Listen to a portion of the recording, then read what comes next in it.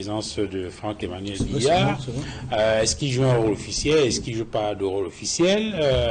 J'ai entendu un analyste indiquer que la présence de Franck Biya peut s'expliquer par le fait que le président de la République ne fait plus confiance à ses membres du gouvernement. Il est peut-être obligé d'envoyer sur le site quelqu'un de confiance pour aller voir exactement ce qui se passe, voir qu'est-ce qui est fait, qu'est-ce qui n'est pas fait, pour lui faire un compte rendu. Est-ce que ce n'est pas la preuve qu'au finish aujourd'hui, le chef d'État ne croit plus à ces personnes autour de lui qui lui font des comptes rendus qui sont pratiquement tronqués et qu'il va falloir qu'il change de fusil d'épaule? Non, c'est pas ça. C'est pas ça du tout. Et je ne vais pas répondre directement à votre question parce que je souhaite revenir sur ce que mes autres copanélistes ont dit. Mais je souhaite vraiment qu'on revienne. Non, Duval, parce que vous ne pouvez pas m'en... Je vais être bref. Je vais être bref. Sur la question de la législation, on est tous d'accord. Je ne vais pas revenir là-dessus. Voilà, ne vous en faites pas, Duval. Okay. J'ai entendu des choses sur ce plateau qui, c'est parce que par politesse, par éducation, et parce que ça fait peut-être une bonne dizaine d'années que je fais des plateaux, que je me retenais, je me suis retenu. Et c'est justement parce que je sais que vous êtes un homme poli et bien éduqué que je vous invite. Vous savez qu'il y a des gens qui ne viennent plus sur ce plateau depuis des lustres, justement à raison de... Non, peut-être c'est des gens qui ont leur considération et ont peut-être banni votre plateau. Non, c'est nous qui avons décidé de ne plus les inviter. Voilà. Est-ce que c'est vous qui avez choisi de venir de vous-même, Serge-Henri? Non, vous m'avez invité, Duval. Okay, merci déjà pour cette invitation. Je voudrais tout simplement dire que, Duval, restons un peu lucides et restons la flagonnerie politique. Ailleurs, en France en particulier, les catastrophes comme celle-là, on loge les gens dans des gymnases, on leur donne des couvertures.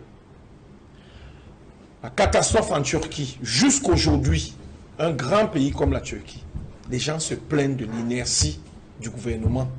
Ils ne sont pas satisfaits de la manière dont... Non, monsieur Noah, non. Je n'accepte même pas que vous dites un mot. Parce que tout à l'heure, quand vous êtes en train... Non, parlez du Cameroun, laissez la France et la Turquie parler. Je vais vous faire comprendre que monsieur Noah, vous m'avez demandé de vous laisser parler.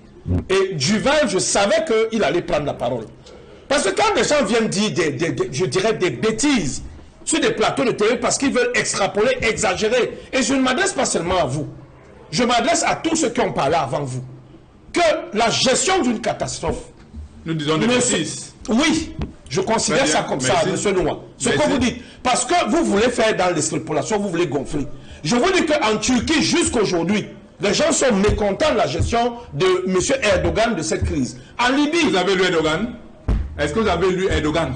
Oui, ça me permettait qu'il termine, hein, sinon... Je n'ai même pas encore fait 30 secondes de parole. Allez-y, termine. Je prends la Turquie, la Libye, le Maroc, tous ces pays qui ont connu des catastrophes il y a un mois.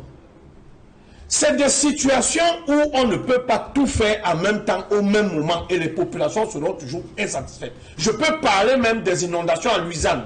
Je peux parler de l'île Hawaï qui a brûlé aux États-Unis. Toute une île. Plus de 4000 morts. Nous sommes des humains. On ne peut pas tout faire au même moment. Ce qui s'est passé en Bankolo, je vous l'ai dit, ça émane d'une coaction entre l'effet naturel et une composante technique. Maintenant, la réactivité, ça s'est passé dans la nuit. Et c'est ça justement ma question. Mais je vais Est-ce que vous êtes satisfait de la manière dont les catastrophes sont gérées dans notre pays? Illustration, le cas de Bankolo. Moi, personnellement, je trouve qu'il y a des limites. Oui, il y a des limites. Par exemple? Il y a des limites au niveau des équipements. Il y a des limites au niveau de la formation. Il y a même des limites au niveau du timing de réaction. Je peux prendre peut-être le cas de Guinness, où il y a eu l'effondrement d'un immeuble. Les objets avec lesquels on fouille encore les corps et puis tout bon. Il faut aussi comprendre que quand ces pays ont des catastrophes, l'aide vient de partout dans le monde. La France envoie des chiens renifleurs, l'Allemagne envoie, mais nous sommes toujours isolés et abandonnés à nous-mêmes. Et pourquoi? Nous faisons avec des moyens de bord. Non, c'est tout simplement parce que... C'est une diplomatie qui marche pas. Lorsque nous avons que la catastrophe... Ou c'est le laxisme en matière d'appel à la réaction ou à la collaboration. Je peux vous dire que même le Maroc a refusé certaines aides, dernièrement. Pour des raisons que nous savons. Oui, nous aussi nous avons nos raisons. Est-ce que nous avons refusé l'aide? Nous aussi nous devons avoir nos raisons. Mais nous n'avons pas refusé l'aide. Peut-être parce que nous pouvons nous en sortir. Et vous voyez qu'on s'en sort? On s'en sort d'une manière ou d'une autre du Val, d'une manière... Avec les moyens de bord. D'une manière ou d'une autre du Val, le travail est fait. Et je vous dis, rarement dans des catastrophes humaines, vous allez retrouver 100% de corps. Il y a toujours des disparus. Et le fait de dire que jusqu'à actuellement, au Mont Bankolo, il y a encore du monde, oui, c'est évident. Parce que, et après 2 semaines, il y a la décomposition des corps. Le site même n'est plus accessible à l'être humain, on l'accède avec des machines. Pour revenir à la question que vous avez posée, parce que moi, elle m'intéresse. Parce que moi, elle m'intéresse, la question de la présence de Franck Biya. Non, peut-être pas la présence de Franck Biya, mais l'absence du président sur le site. Non, choisissez votre question. Non, l'absence du président. Bon, l'absence du président comment je peux dire? Vous ne pouvez pas dire que le président de la République, intitulé personne, était peut-être absent, mais le gouvernement était présent. Pas le Premier ministre. Le gouvernement était présent. Le Premier ministre. Les ministres sur place sont les membres du gouvernement. C'est suffisant. Monsieur Noah, c'est vous qui donnez la suffisance. Si je demande le gouvernement, on comprend. Mais si je dis le gouvernement, celui qui incarne le gouvernement... Il y avait au moins 2 ou 3 ministres sur ce site. Ce que je veux dire. Sur combien? Sur ce site-là. Sur combien de ministres? On peut avoir... soyons sérieux. Soyons sérieux. Vous ne voulez pas voir déporter tous les 67 ou 70 membres du gouvernement sur place. Il faut d'avoir il y a des ministres qui sont appropriés à la cause. Ce que je voulais dire, c'est que moi, je félicite d'abord au niveau du timing, l'action du gouvernement. Ah bon? Oui, à moins de 24 heures, le gouvernement s'y est rendu. Vous avez des sites où même Joe Biden, même George Bush Jr. se rendait 3-4 jours après par hélicoptère ou alors visiter même la zone. Même en Australie, je peux vous dire, il y a un premier ministre qui a fait peut-être 2 semaines avant de s'y rendre. Peut-être là-bas, la zone n'était pas la partie aborigène. Là. Ils arrivent par hélicoptère, ils survolent les inondations, ils repartent. Ça s'est passé en Libye dernièrement.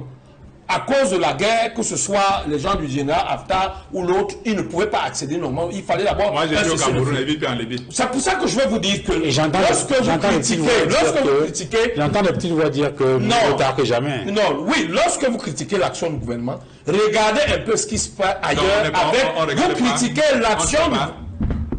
Monsieur Noah, vous êtes en train de critiquer et vous niez même l'action du gouvernement. Je vous dis qu'ailleurs, nous on a donné les matelas. Le gouvernement a donné les matelas. Ailleurs, on donne des couvertures. Le gouvernement, c'est le président de la République. Oui, mais même le gouvernement, c'est l'action gouvernementale. C'est l'action gouvernementale. Si le ministre Atangandji est venu dire que le président de la République a envoyé, mais écoutez, ce n'est pas le président de la République qui est venu remettre au Franck Biya. C'est un ministre du gouvernement qui est venu transmettre le message. Ça veut dire que c'est l'action gouvernementale qui s'est mise en place. Ce que je voudrais dire sur il faut élucider cette question, la présence de Frère Emmanuel Biya. Frère Emmanuel Biya a été invité là-bas par une connaissance. Donc, invité par une connaissance qui habite dans le coin. Je peux vous dire que ni vous ni moi ne pouvons acheter des maisons, des terrains sur ce site. Là-bas, le terrain coûte extrêmement cher. Vous avez vu qu'il y a des ministres qui ont construit là-bas. Et c'est une zone prestigieuse. Il y a donc quelqu'un qui habite sur cette zone, qui est proche de lui, qui lui a parlé de l'incident et il lui a dit « Je veux visiter la zone ». C'est comme ça qu'il se rend là-bas. Fort heureusement, c'est le fils d'eux.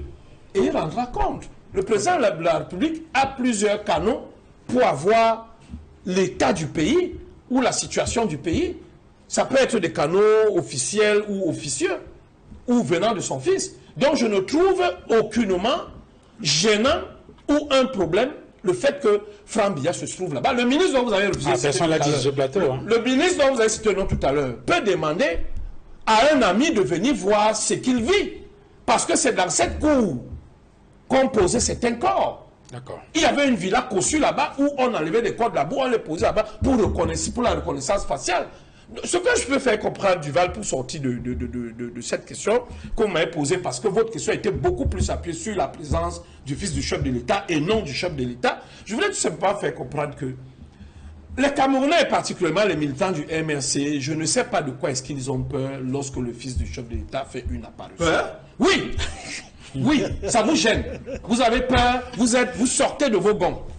Oui, parce que vous sentez que dans le RDPC et à l'avenir, nous aurons du répondable. Quel que soit le candidat qu'on aura en 2025 ou peut-être même très bientôt, là, l'année prochaine, vous allez voir. Ce que je veux vous faire comprendre, c'est que nous travaillons, même lorsque nous avons des catastrophes, nous travaillons. Et si aujourd'hui, il faut appliquer ces textes, nous allons créer une exode. Les gens rentreront chez eux. Beaucoup. Si on a cassé là à la SECNA pour des prévisions, parce que le jour qu'il y aura crash ou un avion va perdre du kérosène, ça va se répandre sur les populations, on a cassé. Allez voir d'où vient cette population qui s'installe anarchiquement. Vous allez les faire repartir. Vous allez créer une autre déflagration à l'intérieur du Cameroun. Moi, je vous dis que j'ai été à l'ouest. À l'ouest, que ce soit à Bangou, à Baham, même à Bafoussam, les gens construisent sur les flancs des collines. Le problème n'est pas le lieu de construction, c'est comment est-ce qu'on construit. C'est Jean-Henri. Pour ne pas faire naître une autre polémique, il faut peut-être expliquer ce que vous avez indiqué tout à l'heure. Vous avez dit que si les gens vont rentrer chez eux. Mais si vous déguerpillez les gens et qu'ils n'ont plus de terrain en ville, ils rentrent au village. Ok, parce que je voulais pas... Ils rentrent au village. Monsieur, lorsque vous prenez la retraite et que vous n'avez pas les moyens de vivre en ville, on vous demande quoi? De rentrer au village. Et rentrer au village, c'est pas... Non, je ne veux pas stigmatiser personne. D'accord, non, là, je voulais la précision. Je veux stigmatiser personne. Surtout que rentrer au village n'est pas un problème. Merci de m'avoir permis de bien sûr. Merci beaucoup. Merci, parce que le président de la République lui-même, il a dit qu'il rentrait au village. Dans cette zone-là, monsieur Noah, ou que les autres paniers et les téléspectateurs comprennent, c'est une zone qui est devenue très précieuse. Je vous ai parlé tout à l'heure de Fébé Village. Quand vous allez à Fébé Village, si vous n'avez pas 80 La zone où il y a eu incident là, elle est prestigieuse. Elle est très prestigieuse. Des ministres habitent là-bas. Les populations... Je vous dis que les ministres, ces gens-là n'ont pas de titre foncier. Ces gens-là n'ont pas de titre foncier. Mais lui parlait de... Ils n'ont pas de titre foncier. Ces gens-là ont beaucoup d'argent. C'est une construction anarchique. Attendez, je dis que c'est une construction anarchique. S'il vous plaît. Des gens se sont installés là-bas sans autorisation et de manière anarchique. Aujourd'hui, l'État doit porter sur lui toute la responsabilité de ce désordre urbain. Très bien.